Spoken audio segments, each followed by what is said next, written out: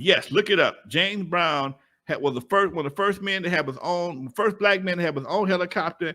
And down south in Macon, Georgia, he had his own stamp called the Brown stamp. It was just like blue chip stamps we had here on the West Coast. When you went to certain stores, you got the Brown stamp, and the Brown stamp you can go redeem it and get discounts, all kind of stuff. Look it up.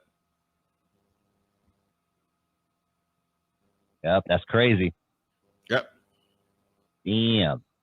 Hey, James Brown, probably arguably, not even arguably, I would say, the most sampled person, especially in early hip hop. You know, it seems like every other hip hop song was a James Brown sample. Why do you think hip hop gravitated so much to James Brown? Do you think it's because their parents were listening to James Brown type shit, or why do you think it happened to be James Brown of all people? Very simple. James Brown gave you the riff. James Brown music didn't change. So you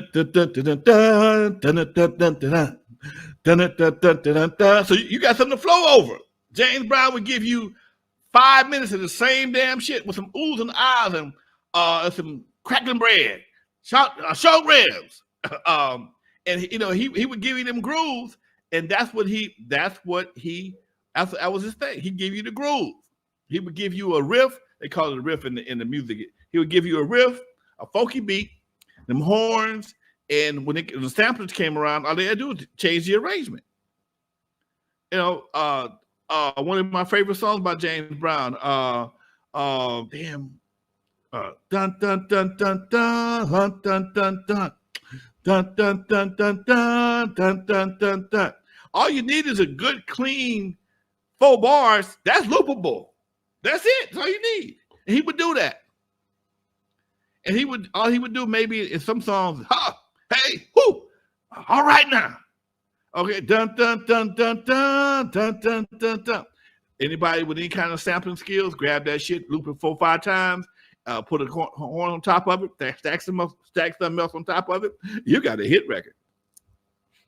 That's why makes perfect sense. That's why Zap was so sampled as well. Zap gave you loops. They gave you very loopable songs. In the beginning, think about look at go to YouTube, listen to any old school record from the 70s. The fucking intro is damn near a minute for they say the first words. A lot of, especially your early like Stephanie Mills, The Whispers, Zap, all of them. Zap's intros go, and that's what they come in at. Okay, and before he say anything, they always give you at least about 4 to 8 bars of clean ass groove. That's very sampleable. Okay, some of your best R&B soul songs from the 70s and 80s, they just groove. A lot of them they would just be grooving before you even get to the first note from the singer to say anything. They just, and then or at the end they vamp out. They call it vamps. They vamp out. Okay, you know, and they just who's that? I think it's Ashford and Simpson was notorious for that shit. They would vamp out. James Brown would vamp out. So when you vamp is nothing but the same groove for the last 16 bars, maybe 32 bars. Okay, and not to mention he'll also give you part 1, part 2. Part 2 ain't got nothing on it, but it's just the same thing over again. And he may do more instrumentals, have his band do more shit with some hits or whatever the case may be. That's more shit to sample. You almost made it easy. You made it easy for you. Made it super easy. I love that. Hey, Art Chavez has a great question. Lonzo, who are some famous disco DJs back in the day? Did any of them transition into the rap scene? Disco DJs? Yeah. Thank you again, OG Steve. Love you, bro.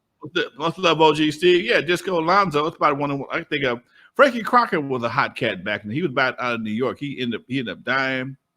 But no, man, I can't think of. Understand this. In order to be a disco DJ, to transition into hip hop, you got to be my age, which is I'm 66. Yeah. Okay. A lot of cats went to disco.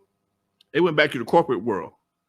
A lot of them did, some of them may have, but a lot of them didn't transition into hip hop. I can't say that. I can't see that. Most of you think about it, man. It's only a handful of cats in the hip hop game my age. Me, Ice-T, Africa Bambaataa, Kool Herc, and a few people are coming up, cracking the big 6-0, but nobody was back there in '75 doing anything musical that's still doing it today.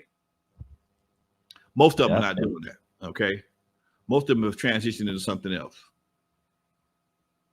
Yeah. Hey, OG Steve has a comment, and then I'm gonna parlay that into a question. He says, "Hey Lonzo, after I met Sal Ublicello, I can't say his name, that used to own the Fever. He starred in Crush Groove, had a club that went from disco to hip hop, salsa, and freestyle in the Bronx in the '80s.